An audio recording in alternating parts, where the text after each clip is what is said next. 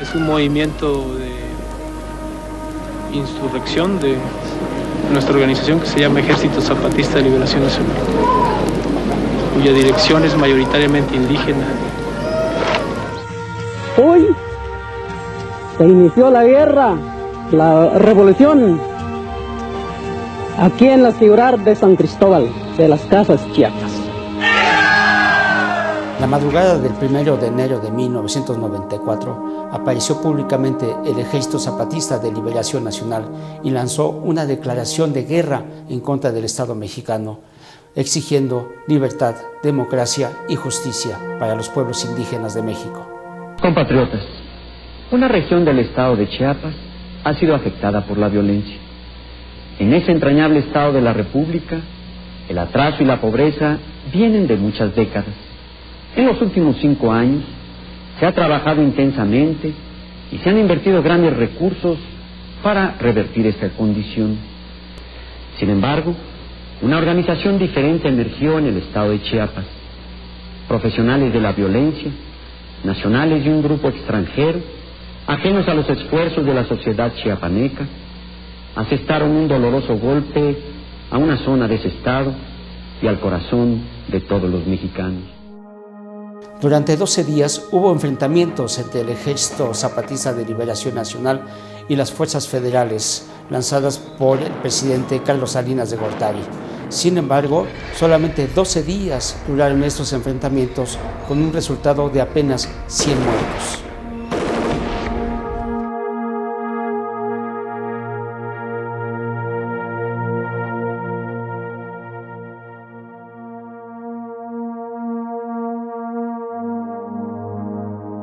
Ese año de 1994 entró en vigor el Tratado de Libre Comercio entre México, Estados Unidos y Canadá.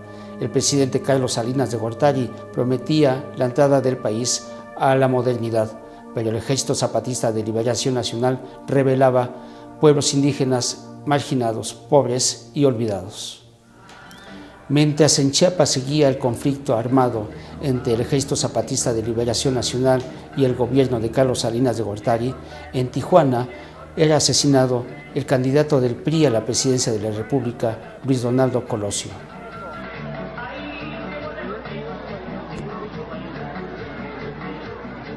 En septiembre también de 1994, el presidente nacional del PRI, José Francisco Ruiz Massieu, también era asesinado. A finales de 1994, el Ejército Zapatista de Liberación Nacional también se extendió a 38 municipios de Chiapas, mostrando una fuerza que supuestamente el gobierno federal había detenido.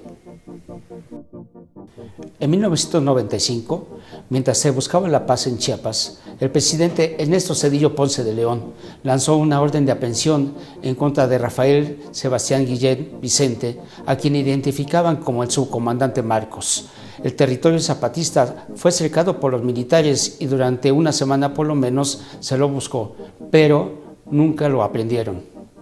Durante todo 1995 siguieron los diálogos entre el gobierno federal y el Ejército Zapatista de Liberación Nacional, pero fue hasta febrero del 96 cuando se sentaron a dialogar en el pueblo de San Adela Arrainsar, donde se buscaba el reconocimiento de los derechos y la cultura de los pueblos indígenas que no estaban reconocidos en la Constitución. La lucha zapatista continuó durante todos estos años e incluso la comandante Ramona, esta mujer indígena, pequeña pero de gran fuerza, llegó hasta la Ciudad de México y dio un mensaje para el pueblo exigiendo el reconocimiento de los derechos y la cultura de los pueblos indígenas de México. A pesar de todos los esfuerzos, en 1997 se rompió el diálogo entre el gobierno federal y el Ejército Zapatista de Liberación Nacional. No hubo un acuerdo a pesar de que se firmó la paz. 1,111 integrantes del Ejército Zapatista de Liberación Nacional salieron de Chiapas y recorrieron una buena parte del territorio nacional hasta llegar al Zócalo de la Ciudad de México para exigir el reconocimiento de los derechos y la cultura de los pueblos indígenas de México.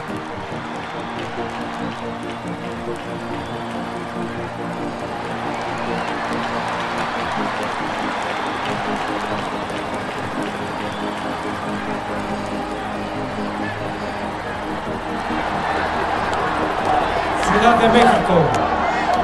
Llegamos. Aquí estamos.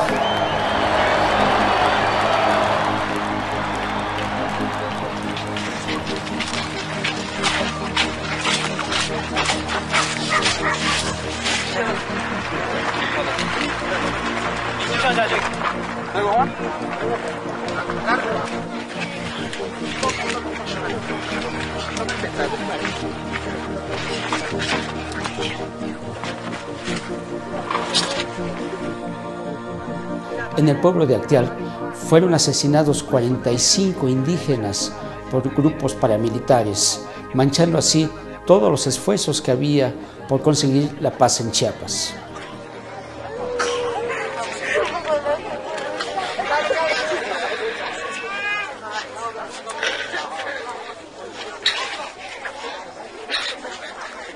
La violencia es por definición un acto criminal, y eso fue lo que ocurrió el día de ayer en Acteal. Un cruel, absurdo, inaceptable acto criminal que solo puede tener como respuesta la aplicación más firme y severa de la justicia. Durante 4 años se buscó la paz en Chiapas y no se logró. Fue así que su comandante Marcos salió del territorio rebelde para dirigirse a la Ciudad de México. Fue aquí donde el fundador de la revista Proceso, Julio Scherer, le hizo una entrevista y le hizo una pregunta clave. Marcos, ¿es usted un rebelde que exige cambios profundos o un revolucionario que lucha por transformaciones radicales? Otra manera de hacer patria.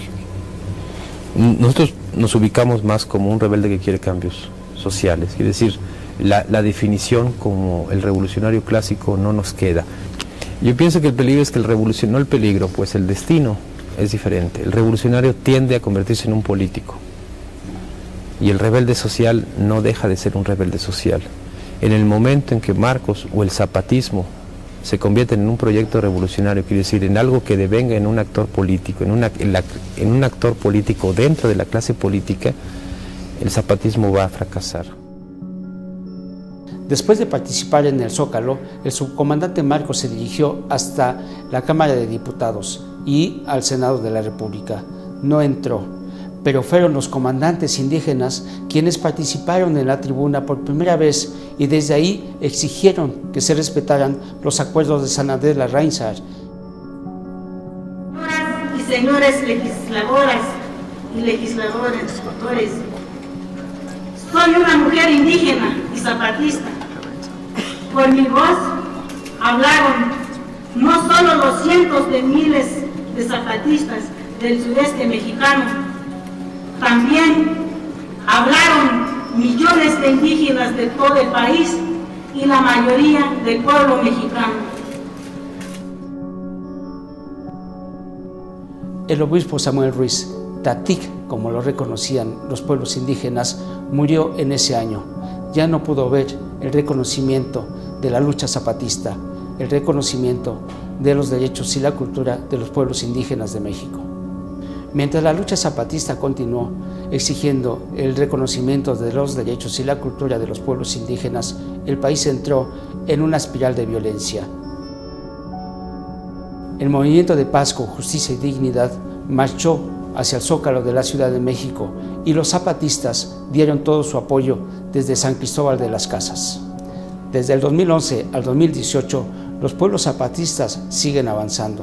Tienen su autogobierno, tienen su autonomía y a pesar de esto, sigue su lucha para que se les reconozca como sujetos de derecho público y no solamente como un movimiento social, como un movimiento de folclore.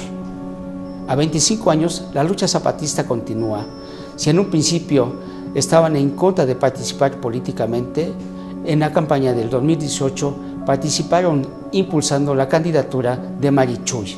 A pesar de que no ganó, esta indígena náhuatl hizo nuevamente la tarea de los zapatistas, recordar que los pueblos indígenas en México existen, exigiendo que el gobierno de Andrés Manuel López Obrador retome los acuerdos de San Andrés y reforme la Constitución para que los pueblos indígenas de México sean reconocidos como sujetos de derecho público.